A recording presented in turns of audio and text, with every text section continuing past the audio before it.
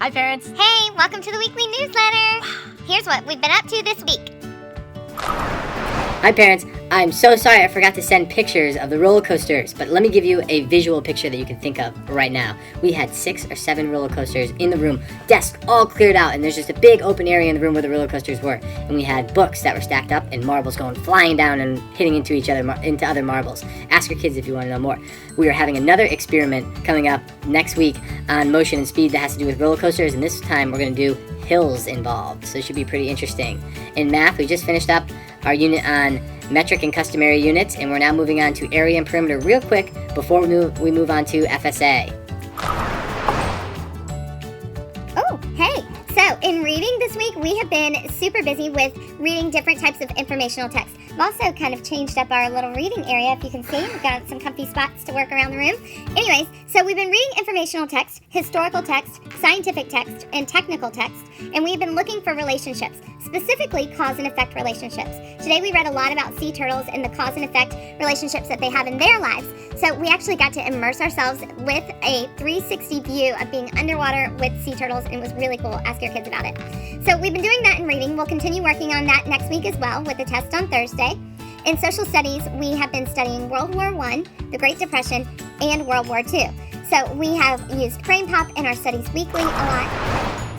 So, sorry, a bit of a wardrobe change. I just really wanted to make sure that you got to hear about our experience today with a primary source. We got to talk to Nadine's great-grandfather, who was a World War II veteran. He shared with us about his experiences as a 4th grader in the Great Depression. He was a kid just like ours, and he told us about what his life was like, and then he told us about his experiences in World War II. It was valuable time spent. The kids learned a lot, and I really feel like we have a much better understanding of the events that took place. So we're going to continue to talk about this next week, and our test is coming up as well. In writing, we finished up our Tropicana speeches, and our contests have finished. We're starting our published books in writing next week, so keep up the good work. I want to congratulate Andy Shriver for making the Battle of the Books team for Ocean Palm. She'll be competing against all the other elementary schools in St. Johns County. Look below under upcoming dates for the FSA. We need extra proctors. We've been posting tons of awesome stuff on Class Dojo on our class story, and I really want to encourage you to check it out. Lately, I've been noticing that a lot of people haven't been checking it and seeing some of the awesome things that we've been posting, but also, I'm afraid that you're missing out on things for our class.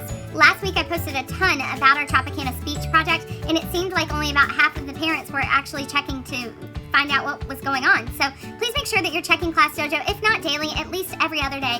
I'm also constantly sending messages for when your children are not demonstrating mastery in subjects so that you can have a heads up and work with them extra at home. So this is a vital tool for our communication. So far, I've only gotten one picture of a kid on the weekend, so I'd love to see some more about what's going on in your kids' little lives, because we love them. Parents, it's very important that your kids are here on Monday because we're going to do the online portion of the FSA. It's not an actual test, but we're going through and pretending like it is a test, and we're going to show them all the tools that they're going to use on test day. If they don't come on Monday, they will have a makeup day, but it won't be with Miss Wade or myself. The weekly word is pictures. Have a great weekend. Bye. Bon voyage.